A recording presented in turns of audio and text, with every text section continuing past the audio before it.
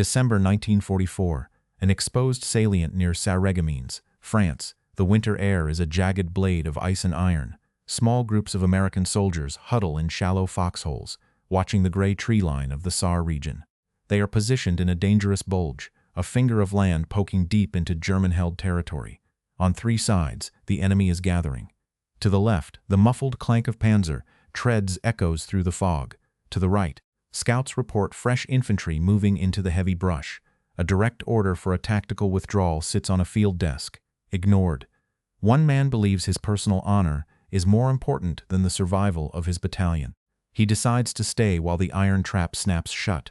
It was a moment where pride became a death sentence for dozens of men. Today, we see what happens when a man's rank exceeded his judgment. This is the story of a battalion commander who let his vanity blind him to the steel trap closing around his men, and the general who taught him the difference between bravery and ego.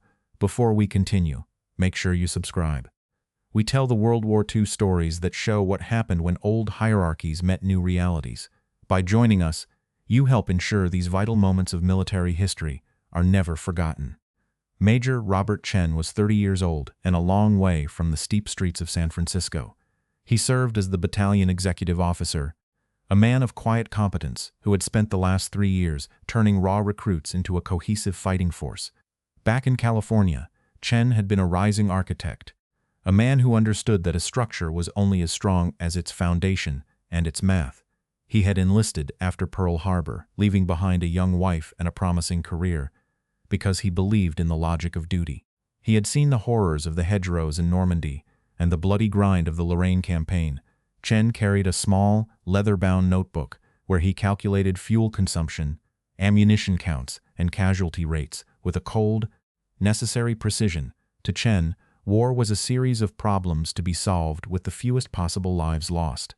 He had spent the previous 48 hours mapping a perfect withdrawal route, ensuring that every jeep and every wounded man had a clear path to safety.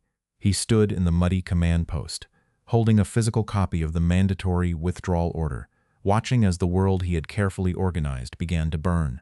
Lieutenant Colonel Warren Aldrich was 45 years old and came from a world of old money and deep-rooted Savannah prestige. He was the battalion commander, a man who carried himself with the stiff, unyielding posture of a Southern aristocrat. To Aldrich, the military was not just a profession, it was an extension of his family's ancient pedigree. He often spoke of his ancestors who had fought under Lee, and he had spent his entire career cultivating a personal legend of iron-willed defiance.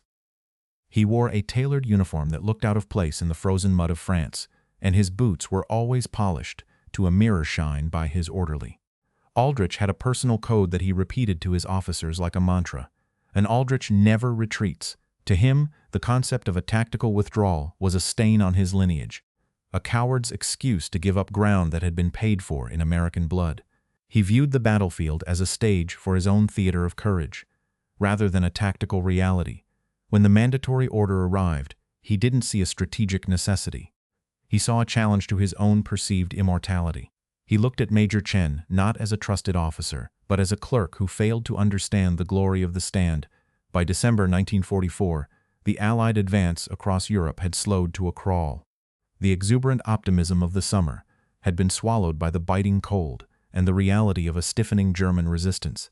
Across the Western Front, lines were stretched thin. Divisions were exhausted. Supply lines were miles long, struggling to bring fuel and winter gear to men shivering in flooded trenches. The border region near Sarreguemines was a patchwork of dense forests and rolling hills, a landscape that favored the defender. Intelligence reports were flooding in from every sector, painting a grim picture of a German army that was far from defeated. They were moving reinforcements under the cover of night, gathering armor and elite infantry for a counteroffensive that would soon shock the world. In this atmosphere of high tension, the margin for error was non-existent. Tactical flexibility was the only way to survive. Division commanders were constantly shifting their units, trying to eliminate weak points and straighten the line to prevent the enemy from finding a gap. Most officers understood that the ground held yesterday was less important than the lives needed for tomorrow. They followed the shifting orders of the high command, moving back when necessary to find better high ground or more defensible riverbanks. But in the small salient near the Saar, a dangerous vacuum of logic had formed. Previous instances of stubbornness had been overlooked by senior staff who were too busy managing a continent-wide war to micromanage every battalion. They assumed that a direct order was a settled matter. They assumed that the men leading their battalions were professionals who placed the mission above their own egos. That assumption was about to be shattered in the mud of Sarreguemines. The stage was set for a disaster that was entirely avoidable, and the countdown to the German assault had already begun. Major Chen entered the command post tent, the canvas snapping in the freezing wind. He held the radio transcript in his hand, the ink still fresh. "Colonel, I have the confirmation from division," Chen said. He laid the paper on the table, centering it so Aldrich couldn't miss the red stamp. "It is a mandatory withdrawal order. We are to begin moving the heavy equipment at 1800 hours. Aldrich didn't look up from a silver flask he was cleaning with a silk handkerchief. "This battalion has never given up an inch of ground, Robert." He spoke the words softly, as if reciting a prayer. "I'm not about to start a tradition of cowardice on this God-forsaken ridge." Chen stepped closer, his voice dropping to a low, urgent tone. "Sir, it isn't cowardice. It's a tactical realignment. Intelligence confirms 2 regiments of SS Panzer Grenadiers are massing on our left and right. If we don't pull back to the secondary line, we'll be cut off by morning. We are in a 3-sided pocket." Aldrich finally looked up, his eyes cold and distant. "I don't care if the entire German army is out there." And Aldrich never retreats. That order from division is a suggestion for men who are afraid to fight. We will stay here and we will hold. "Major, tell the company commanders that the withdrawal is cancelled. Tell them I have reinterpreted the directive as a hold-fast order." Chen shook his head, his hands clenching at his sides. "I can't do that, Colonel. The order is marked mandatory. It came directly from the general's staff. Admitting retreat would contradict everything this battalion stands for." Aldrich snapped, standing up to his full height. "You will tell them it was not mandatory. You will tell them we stay to prove our worth. If you haven't the stomach for it, I'll find an officer who does." Chen realized then that he wasn't talking to a commander, but to a man possessed by a ghost of family pride. He saluted stiffly, walked out of the tent, and went straight to the signal corps. "Get me a secure line to 3rd Army headquarters," Chen told the operator. "I need to report a failure of command." The report reached Patton within the hour. Out in the snow, the German shells began to fall, hitting the very flanks Chen had warned about. The encirclement had begun, and the cost of one man's arrogance was about to be tallied in blood. Patton arrived within the hour. His jeep tore through the slush of the command area, the metal fenders caked in gray frozen mud. He stepped out before the vehicle had fully stopped, his tall frame cutting a sharp silhouette against the winter fog. The 4 stars on his helmet gleamed like ice, and the ivory grips of his revolvers rested against his hips, cold and indifferent. The men in the vicinity went rigid, their breath hitching in the frigid air. Patton didn't look at the sky or the smoke on the horizon. He walked straight into the battalion command post, his boots striking the floorboards with the rhythmic snap of a firing squad. He stood in the center of the small, cramped room, his presence shrinking the space until the walls seemed to press inward. He didn't scream. He looked at Aldrich, who was standing by a map table, still clutching a crystal glass. "Colonel Aldrich," Patton said, his voice a low, melodic rasp. "Tell me what you see when you look at that map." Aldrich straightened his uniform, trying to reclaim his composure. "I see a position of honor, General, a point of pride for this division." Patton tilted his head slightly. "And the German divisions closing the neck of this salient, Colonel, do they also see honor, or do they see a target?" Aldrich cleared his throat. "I told my men we do not give up ground. And Aldrich never retreats." Patton stepped closer, his eyes narrowing. "So, you received a mandatory withdrawal order from your superiors, and you decided it was merely a suggestion for less courageous men. Is that correct?" Aldrich hesitated, then nodded. "I did it for the spirit of the unit, sir." "You don't believe in retreat," Patton said, his voice dropping to a whisper that carried further than a shout. "I don't believe in wasting men. You see a family legend to be polished. I see 44 American mothers who are going to receive telegrams because you thought a tactical adjustment was a stain on your pedigree. A withdrawal to a stronger position isn't a retreat. It is intelligence. It is the fundamental difference between a commander and a butcher.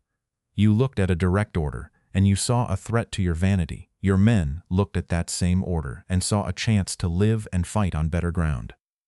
You chose your ego over their lives. You lied to your officers and told them a mandatory directive was optional because you were too small a man to admit that the enemy had forced your hand.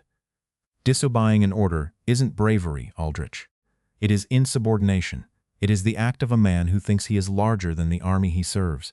You have two options. You can surrender your sidearm and go to the rear under arrest for willful disobedience, or you can stay here and watch as I promote Major Chen to your position. Either way, your command ends this second.